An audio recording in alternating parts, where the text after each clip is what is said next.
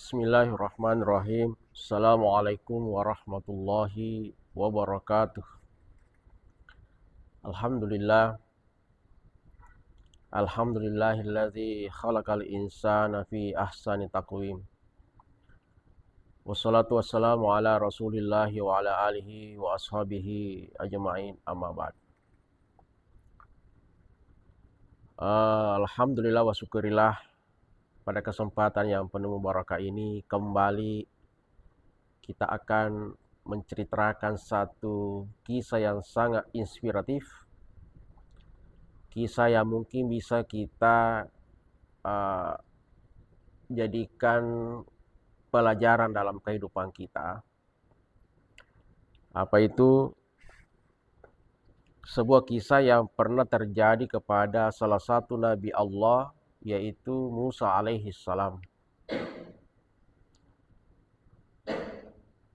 Nabi Musa pernah protes kepada Allah. Jadi Nabi Musa na protes kepada Allah Ta'ala. Apa protesnya? Efuang Yekumukan ki iro di musibah cek di kampung. Kenapa mesti kena semua? Artinya, kenapa bukan hanya orang yang berdosa, yang nurhaka, yang kau timpai musibah? Ya, secara logika, memang masuk akal. Kenapa orang yang beriman ini juga terkena batunya? Padahal tanya alena mebuat salam. Maka inilah yang diprotes oleh Nabi Musa itu sendiri. Maka Allah Subhanahu wa Ta'ala memerintahkan Nabi Musa. Kada joko ko yolo tuda koro yawana pongajiro. Jadi Nabi Musa nangkaliga perintahan Allah Ta'ala joko ni tuda ku yawana si diaju. Tiba-tiba dia namit tatudana angka mana bere-bere tepa katulung ni. Mokoi katulung aja na. Aga nambali-malin na Nabi Musa. Pape mana ngero bere-bere ro. Ya. Ya. Termasuk ro yang hanya singgah saja dia nak koko. Tapi nunu mana ro. Pendiri mana ro. Setelah itu ditegur oleh Allah. Musa, magi namuno ro bere-bere na ro canyero moko ko. Mestinya yang kamu bunuh itu ya narba moko ko. Ya. Maka dia dari Nabi Musa, dia na yule manufuang. Pokoknya mas sembara mana bawang. Pak angkatnya koro. Makanya upasi mana mani bawang. Dia na yule manu. Nah.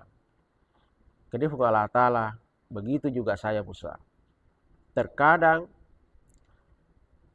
asap yang saya berikan itu harus kemudian dirasakan juga oleh orang-orang yang beriman kepada aku. Maka nasabah angke koro kampungnya.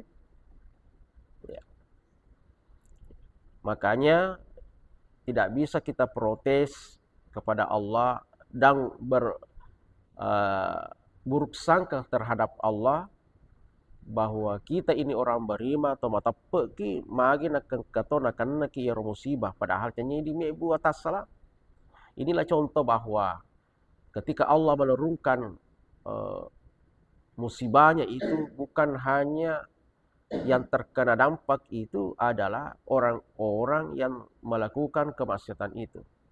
Makanya di dalam agama kita itu kita senantiasa diwajibkan untuk senantiasa saling mengingatkan. Ya, saling mengingatkan dalam kebaikan.